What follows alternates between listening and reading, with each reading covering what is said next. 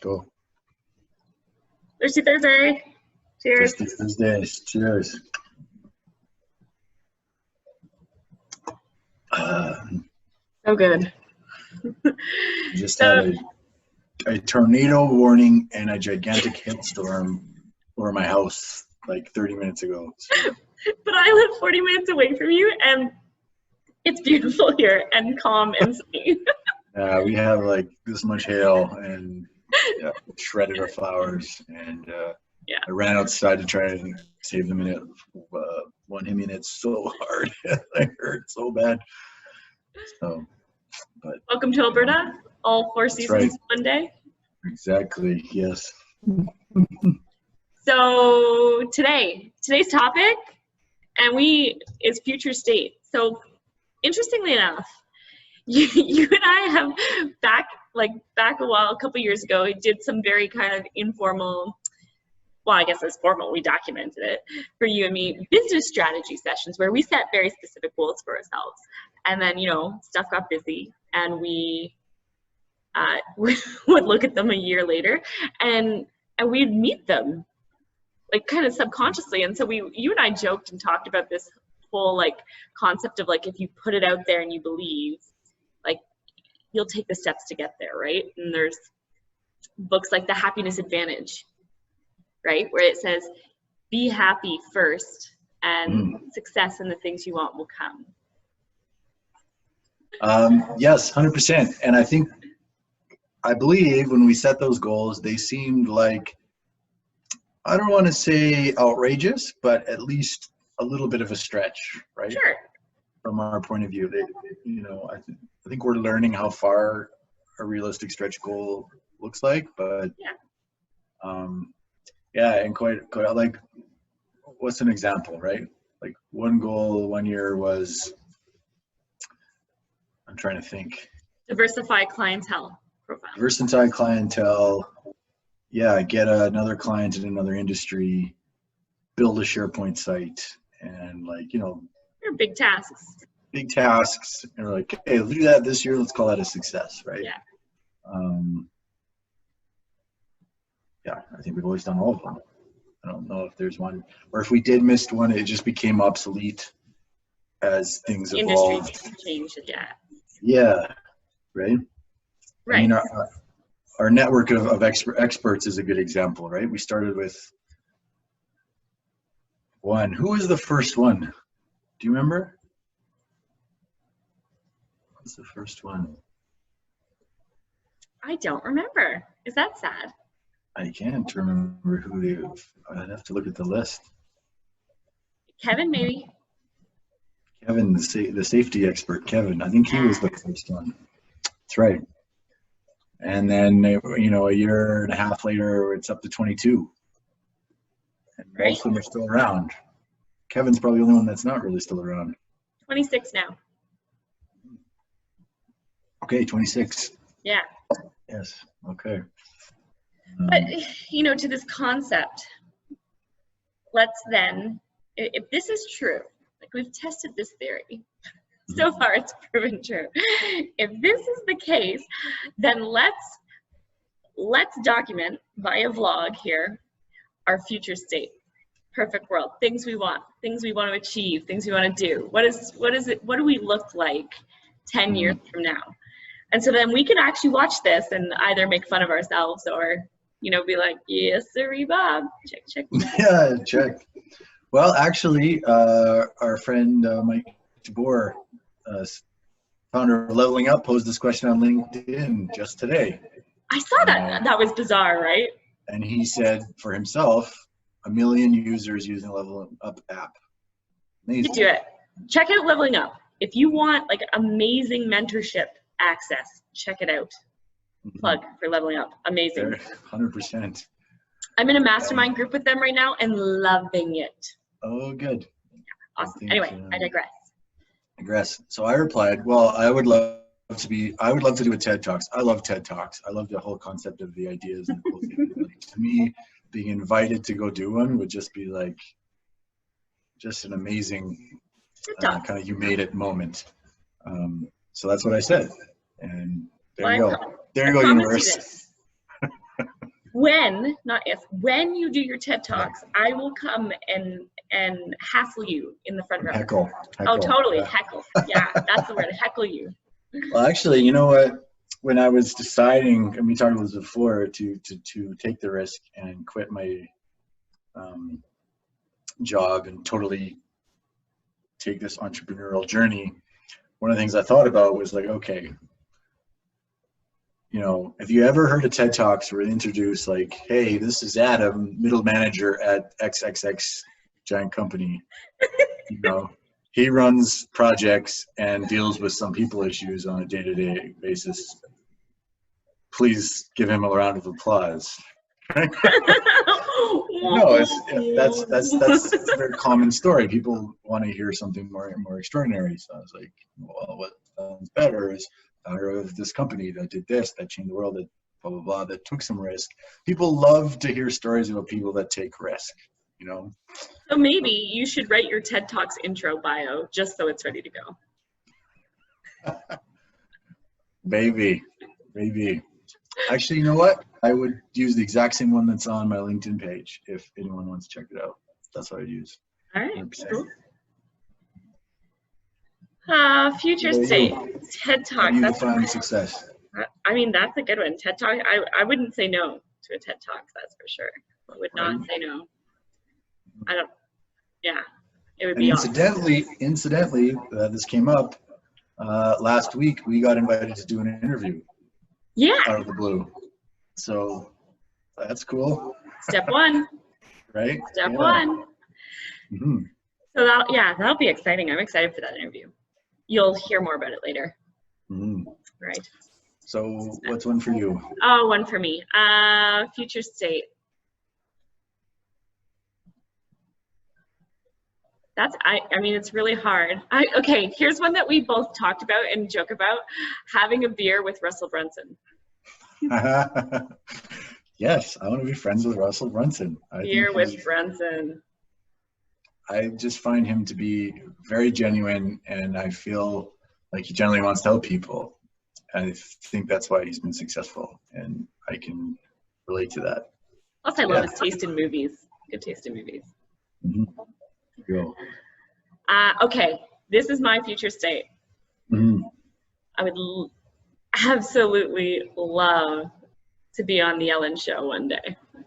The Ellen Show. Totally, I know. She's yeah.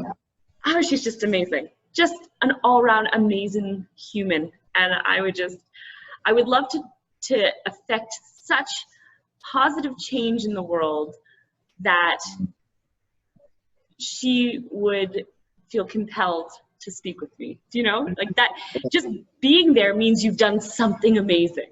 I love that one. That's so good. I would love to meet Arnold Schwarzenegger. I think he's just a man. I think he's amazing. Everything he's done, the videos he puts out, he's just seems like a really cool guy. I would love to change somebody's life in an epic way for the better. Fun. I like that.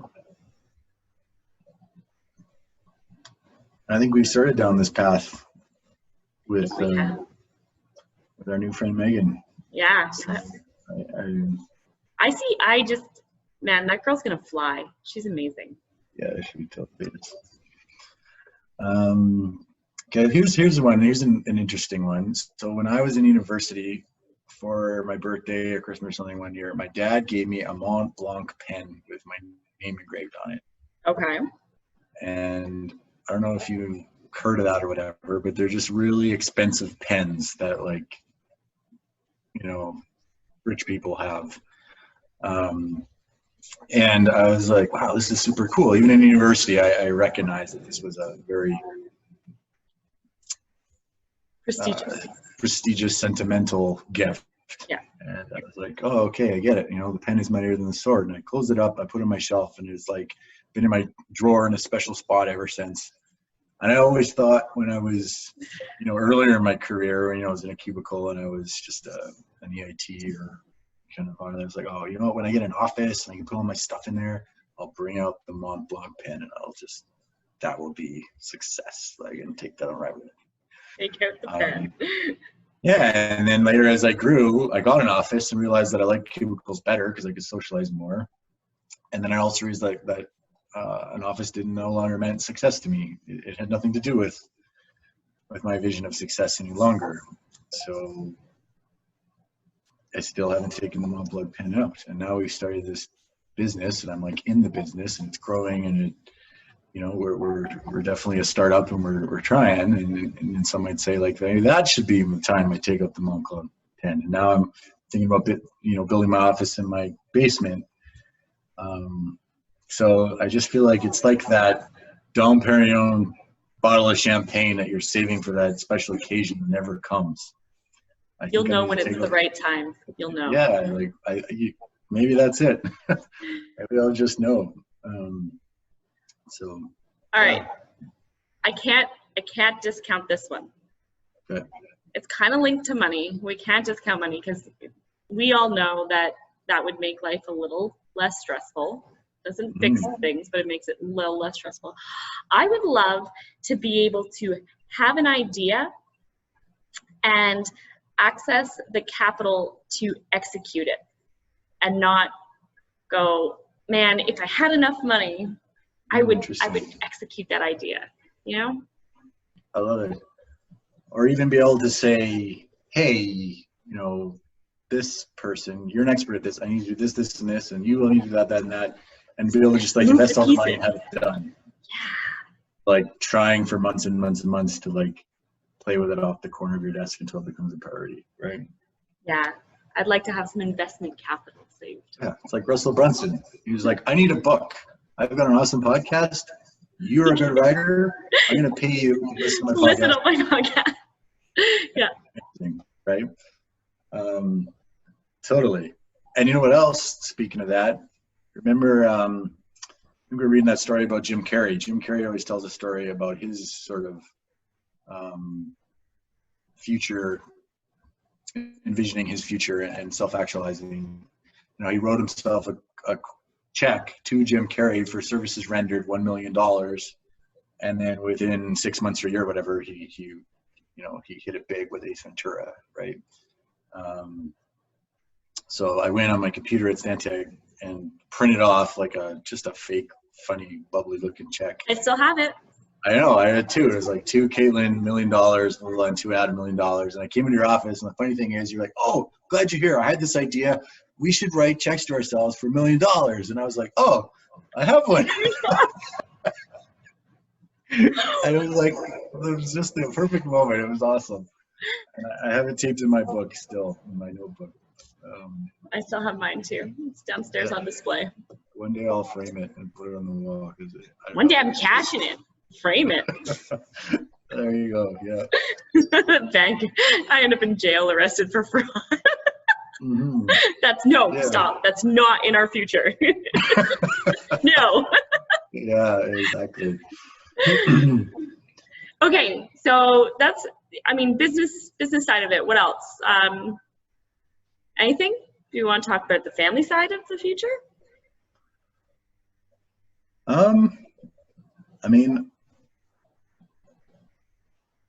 Obviously there's just be healthy and happy, I think. I hope that I am not somebody that ends up working 60 hours a week. But if anything, I work less than 40 hours a week and do the things that I love and have the capacity to be the husband and father that I would like to be. I know what you're saying, but I don't think that your brain turns off. Like when you love what you do, like I think work will look different, maybe. Yeah. But you have an entrepreneurial spirit. Like there's always going to be something. Sure, there's always that thing, right? And yeah. But I know what you're saying. Yeah. It's different now. The balance has shifted with working from home with COVID. I'm probably more interacting with my family than I ever have. So I don't know. What about you on the family side? Future state for family looks like independent kids that are happy, but that are excited to still engage with me and my husband. I like that. Like whether it's like Sunday dinners or like we still want a vacation together, you know? Like we truly built such a good family dynamic that we want to hang out. I like that. Like a teenager that actually wants to talk to you. Right? Or at least maybe if that's too lofty, then when they're in their 20s, maybe they come back. Maybe in their 20s, teenagers, I don't know. Yeah, I like that. Yeah, that's family. I would love, my favorite place in the world I ever visited is Nicaragua. I would love to have a vacation property there. Yeah, us too. Like, okay, Costa Rica, but Nicaragua's in the same sort of region. Right. I actually heard Nicaragua was a really good place for like investing property. So yeah, side by side cabins. There you go, with maybe a tunnel in between. Yeah. Oh, cool. With a bat cave. There you go. Yeah, like some kind of cool vacation rental. Yeah, I like it. But I also like to travel. Like I would love to take my kids on adventures. Take them to Costa Rica. I haven't been to Costa Rica. Take them to Europe to see, the Eiffel Tower. Take them to Africa. Take them to Travel's Australia. in mine. Yeah, I like travel. Big fan. Mm-hmm. You know what? I wanted to go to Italy with my husband for our 10-year. I don't think it's going to happen. I actually, before we had our third kid, Missy and I, for like 5 years, we set this goal that we were going to go. A friend of ours runs these surfing trips where it's like a week long, like you surf and do yoga and just like be super fit and super awesome on the beach. And he does them in Costa Rica and he does them in, I don't know, various tropical places. And he actually stopped doing them right around our 9th anniversary. And our 10th anniversary came and we talked to him. He's like, oh, that's okay. Go talk to this guy. So we did. And with what we wanted to do, it was going to be so much money. We decided we couldn't afford it. And then we had the third kids. But now, projecting a few years into the future, it would be awesome to be able to take that trip again, just to us, and do like a super awesome activity, lots of fun, fitness, active stuff. That's my jam. I like that. I like those kind of vacations where you're like doing stuff and it's not just all inclusive sitting on the beach. I mean, there's a place for those too, but. I have this idea of a vacation maybe one day will actually feel better after vacation than when I left. Because I usually after vacation feel so terrible from just eating and drinking for a week. I'm like, what if I didn't? What if I was like super healthy and super busy and engaged and like I came out of there feeling better than I ever have in my life? Like imagine that. But easier said than done. You show up on the beach, you're like, oh, I'll have a double rum and Coke right away here, please. Right away. Por favor, señor. Yeah. Yeah. Vacation. Go ahead. I was just going to say, it'd be nice to be able to leave the country. I mean, or my house. See it happening. But I do like your notion of being able to implement an idea, being in a place where you've built a network enough, you've built enough success with your company, you have enough relationships with the community, with the clients, with similar entrepreneurs, that you can have this idea and then implement it, and just do that. It'd be amazing. Not have to get down into the weeds, right? Not have to learn new softwares every month, right? Like how many new softwares are we like, oh my God, another new software. Yeah. Just be like, hey, you software guy, you love this stuff, right? This is what I want to do. Do it. One day, and then we all succeed, right? So. I agree. Okay, I would like to go somewhere fancy enough that I could wear a fancy hat. and people not look at me weird. Depends, yeah, like the opera. Yeah, people don't wear hats at the opera. I don't even know. I don't even know. Where Where do they, do you maybe go like with the derby down in Australia, they all wear the big like hats, like polo, maybe a polo tournament or somewhere, something. I have probably close to 100 hats, like from the maybe from the 1800s, like to, oh yeah. Have you ever seen me wear a hat? No. No. I Yeah. love hats. In the next video, I challenge you to wear a hat. Oh, super. Thanks, Adam. Yeah, I'll wear one as well. I mean, oh yeah, okay. I always have, anyway, yeah. I've been to a few bachelor parties. I've got a few good hats. Okay, you pull out a hat that's not a ball cap. Next Thursday, we will wear hats. Okay. See, the future's coming true already. Cheers. I'll see you with a drink. Well, this is fun. I look forward to our future. It's going to be very fun. Exactly. I think so. And you know what the cool part is that right now we're working on ideas and initiatives that are probably going to take us like a month, I think, to finish. So that means in just 4 weeks' time, ideas we haven't even thought of yet we'll be building, which is kind of exciting. Which is maybe why I love this so much. That's cool. And at the rate we're going. Yeah, it's hard to project in a year. God, who knows? So, all right. Cheers. Cheers. See you later. Yeah.